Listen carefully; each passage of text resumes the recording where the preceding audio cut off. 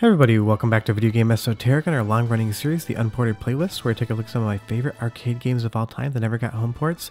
And today we're playing Asterix. This is an absolutely awesome beat-em-up from Konami, released in 1992, and people have been asking me to cover this game for a long time, so here we are. Before we get too far involved though, do me a huge favor, go down below, hit like, subscribe, and that notification bell definitely helps us out. And if you feel so inclined and want to support the channel, we got a Patreon link down below as well.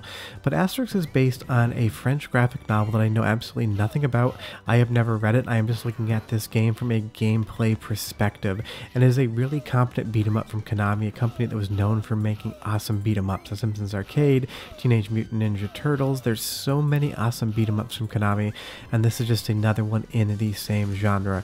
Now I will say that at least for the long play, I did cut about 45 seconds of this game out because it definitely has a certain sense of humor, and it's a 1992 sense of humor, and a few little bits of it didn't feel like they might be appropriate for 2022. So one of those things, if you do decide to play this game, just be forewarned, there's a few depictions of certain people in the game that definitely would not fly today and probably shouldn't have flown back in 1992. But as far as the pure gameplay is concerned, it is just a fun beat 'em up.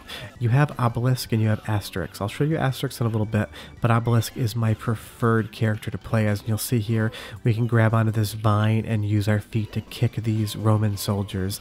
And it just is a lot of fun. You can jump up in the air and use Obelisk's weight to crush your enemies, and the sprites kind of deform a little bit. It's got everything you need in a beat 'em up. It's got a lot of fun attacks. It's got great graphics. It's got a great soundtrack. It is just a ton of fun. Now, it's not as easy for me to love this game as something like the Simpsons Arcade or Teenage Mutant Ninja Turtles because I don't really know the property very well. I'm sure if you're a big fan of Asterix, this game will be absolutely even better for you than it would be for me. I love the graphical style, I love the soundtrack, I love the gameplay, but I just don't really understand what's going on in the world, so maybe that diminishes the game ever so slightly for me.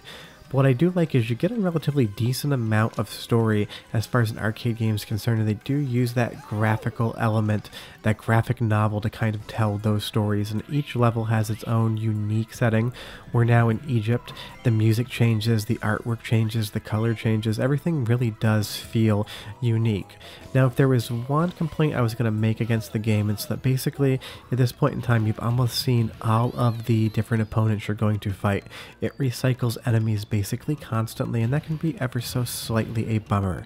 It does have some small platforming segments. Some of them are easy and some of them are maddeningly hard.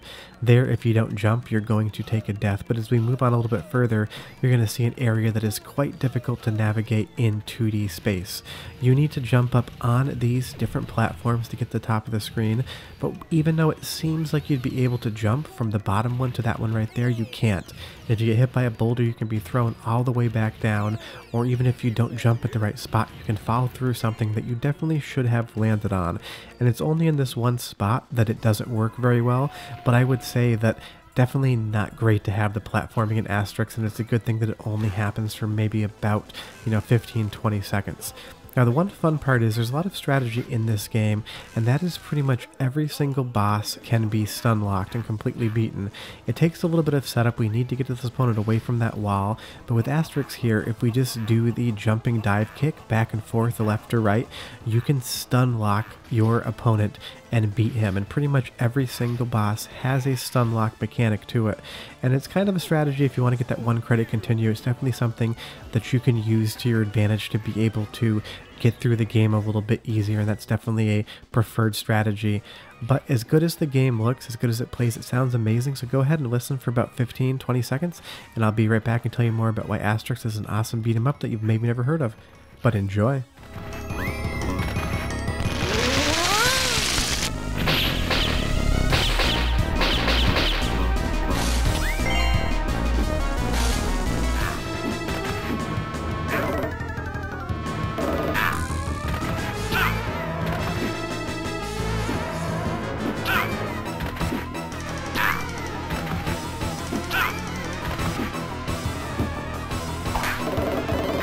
Yeah, the soundtrack's exactly what you expect for a graphical novel-based game. It's cheery, it's bright, it's dynamic, it's intense.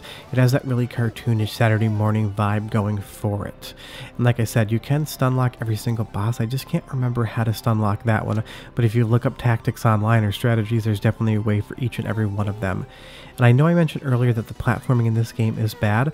It's only bad in the section I showed you previously, because here we have to scale the top of a mountain, and I have absolutely no issues getting my character up to the top. So I'm not sure if there was a coding issue in that Egyptian area, or maybe there was a little bit of a hit detection problem, because when the game asks you to do platforming here, I have no issues with it whatsoever, which is a good thing, because if this was problematic too here, I might start liking the game ever so slightly less. And you'll see we're right back onto a boss battle.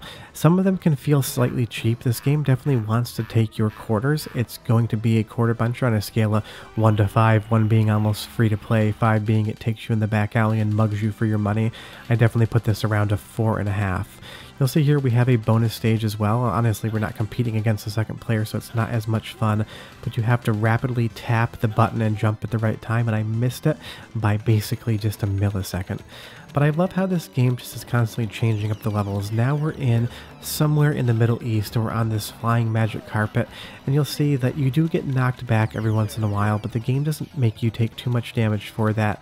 It feels as fair as a kind of a mechanic like this could feel in 1992, which is to say it's a little bit janky, but so was everything else back then, so we kind of have to just allow that to happen and be okay with it. But the real question is, why did this one not get ported home? And I can think of 3 very distinct reasons why that wouldn't happen. One, it was released in 1992 and there was no home hardware that could have handled a port of this, and by the time we got things like the PlayStation 1 and Sega Saturn, it was years later and this game was probably forgotten about. 2, it probably lost its license. It's definitely a licensed property, so it's very likely that it lost that. And 3, 2D games just weren't that popular when the Saturn came out, and I think that would have been a perfect platform for it. But you can see again, with this butt bounce, we're 100% able to stun lock this boss right here, and as long as you can get them in the right position to be able to do these stun locks, you're definitely not going to have any issues whatsoever. Oh, and there was a 4th reason that I think this game probably wasn't ported to home consoles, maybe at least in the US, is I don't think Asterix was that popular here. I don't know anyone who knows it. I never remember it. The reason I know this series exists is because I played the arcade game more than once. If it wasn't for Konami making a beat 'em up from this game, I would have absolutely no idea Asterix was a thing. But I'm glad I know it is a thing, because this game is a ton of fun, especially if you get a second player going, because the game is definitely hard and having a second person helping you is going to be a great asset. So this is a really fun game just to pop on when you have a game night or friends over, crack a couple beers, spend 40 minutes playing it.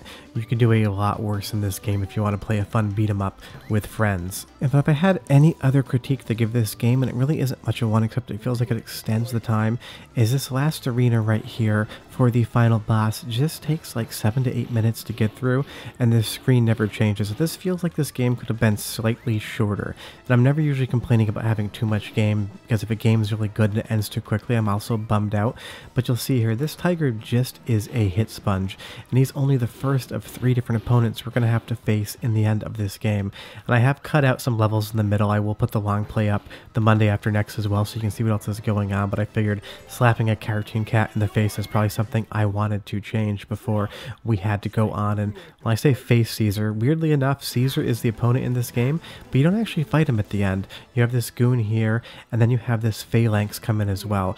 And again, like I mentioned earlier, everything can be stun lock. Get this phalanx up to the top right hand corner of the screen and advance ever so slightly forward while mashing the attack button, and you're going to see that the enemy's power just completely comes down. I forgot to tap forward at one point in time, so I slightly lose the stun lock, but it's there. But like I said, if you're looking for an awesome beat 'em up, check Asterix out. Just be aware that there's like 30 seconds of the game that's probably not something you'd want to see anymore. Short of that, hit like and subscribe, and we'll see you guys next time. Bye bye. Do you like to fight?